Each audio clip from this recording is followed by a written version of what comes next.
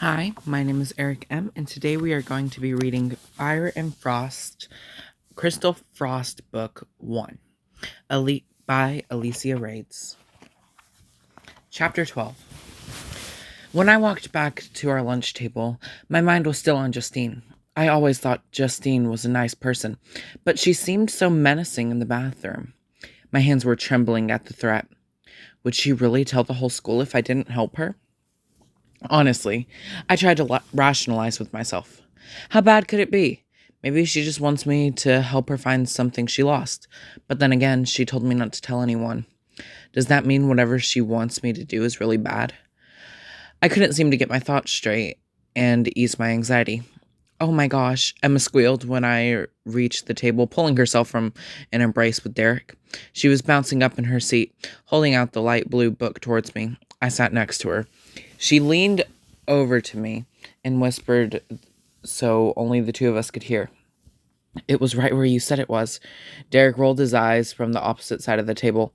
I don't know how Emma knew where to look, but she made me open my locker so she could find the darn thing.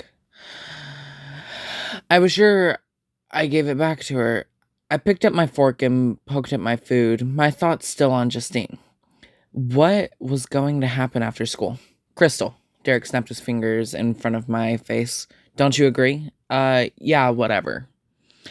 I don't know what I was agreeing to, but it kept the conversation going between Derek and Emma. I was grateful when I didn't have to weigh in. The final bell for the school day set off an alarm in my body, causing my heart to pound. Why couldn't I just look into the future and see what Justine was going to ask, so I could either relieve this anxiety or avoid her altogether? Hey, Emma started nervously when we met after school. I was crouched down at my locker. Emma stood above me and twisted a dark curl around her finger. Do you mind if I hang out at your house before the game? We had a home game tonight, which meant we had a few hours of free time. Sure, I shrugged, hoping it would just hide my anxiety. I needed to meet with Justine. Can I go grab something from my gym locker? I lied. I'll meet you in the comments. Are you lying to me? She narrowed her eyes accusingly. No, why would you say that? Because your eyebrow was twitching. My hand flew up to my eyebrow. Oh no, it really was twitching. I'm not lying, I lied again. Why don't I just come with you? No, I practically shouted. I mean, it's kind of personal. Oh, Emma said, elongating the word to show she understood. She winked. Gotcha, so you're finally a woman. I let out a gasp and glanced around. Emma, I scolded. She laughed. Okay, I'll see you in the comments. Students had fled the halls quickly to escape the school, so they were empty when I made it to Justine's locker. I wasn't entirely sure which one was hers, but I had the general idea. When I arrived, Justine wasn't there. I glanced around frantically, hoping to spot her. Had I taken too much time? Was she already on her way to telling the entire school my secret? It would only take a quick text to say Crystal Frost is a freak, to spread like a wildfire. At least Emma and Derek would stand by my side. Just as I was about to turn and flee in hopes of finding her before she could tell anyone, I saw her coming down the hall. She had a notebook in her hand, and her heels clicked against the floor as she rushed up to me. I'm so sorry, I had to talk to Miss Flick about an assignment. Her voice illuminated a tone of friendship. It was like she was a completely different person from the girl I spoke to in the bathroom earlier. She was beaming with excitement and energy. Justine twisted her locker combination as she spoke. I'm so glad you're helping me with this. I've been thinking about you all day and how we're finally going to resolve this issue. She sounded like I had agreed to help her to decorate for prom or something. She was far more excited than I'd expected. She continued jabbering at 1,000,000 miles per hour as she dug around in her locker. You see, I've been trying to investigate this for like a year, but I can't find any proof, and Kelly won't tell me anything. Hold up, I said, stopping her. I glanced around, and even though I didn't see anyone, I lowered my voice. Psychic. but that doesn't mean I have any idea of what you're talking about.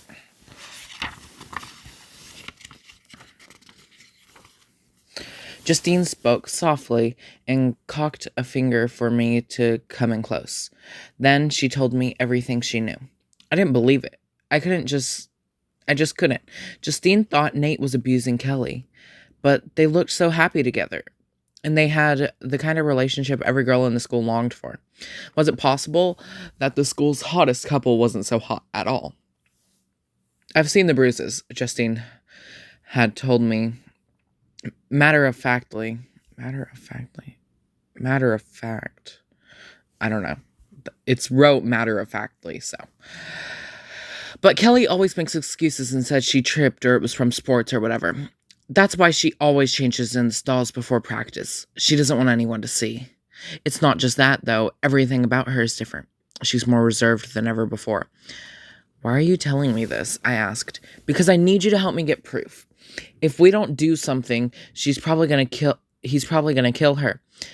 I've done everything I can. I've talked to Kelly, but she denies it. I told her parents, but they think Nate's an angel. I even tried to turn him in, but Kelly denied it. But since Kelly denied it, the police said there wasn't anything they could do. I've never seen him hit her, but I've seen how nasty he can be. Once I was riding in the car with them, and Nate called her a fucking bitch just because we took a wrong turn and she was supposed to be navigating. It wasn't even a big deal. He's really smart about it, too, putting on a facade in front of everyone and hitting her only where clothes can hide it. She glanced around and lowered her voice even further until she was whispering. Last summer, he must have done something really bad to her arms because she wore long sleeves for like 2 weeks and wouldn't come out boating with me. I haven't seen her put on a swimming suit since she met him. Sometimes she doesn't even wear her spandex shorts at games, but puts on long athletic shorts instead. Strangely enough, I had noticed that, but wearing spandex shorts isn't a requirement for a uniform as long as the shorts are black. Could it be that she was hiding something under her shorts? It's only getting worse, she told me. I love her like a sister, but we've hardly spoken since the fundraiser. In fact, we've hardly spoken all school year outside of volleyball practice. It's like something happened between them last summer. There were a few weeks there where I didn't even see her, let alone talk to her. Nate has more control over her than ever. She does whatever he says, and he doesn't want her hanging out with me. If you knew her like I do, you'd see that she's scared of him. Justine sighed. I think he used to be a nice guy, but after his parents divorced, he just became dark. And now it's like he's got this God complex and he thinks he can do whatever he wants without consequences. Like he thrives on power over women or something. She paused.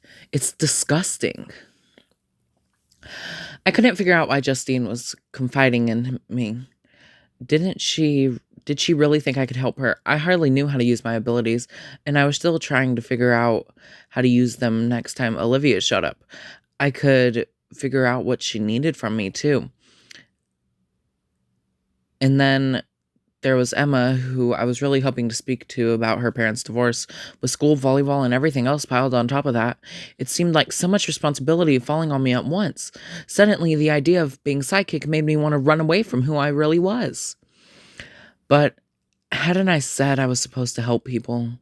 With this, I caved. What do you want me to do? I asked, concerned. I really was. At the same time, I honestly wasn't sure if I could help.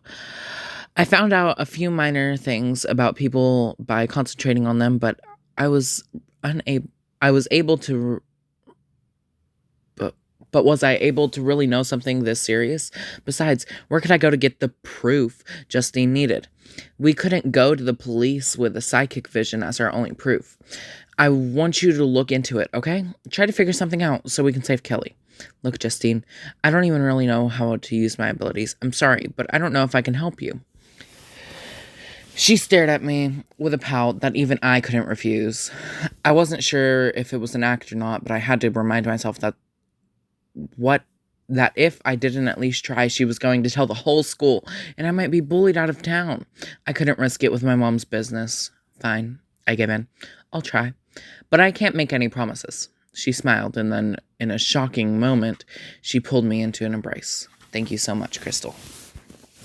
Tune in next time for Chapter 13.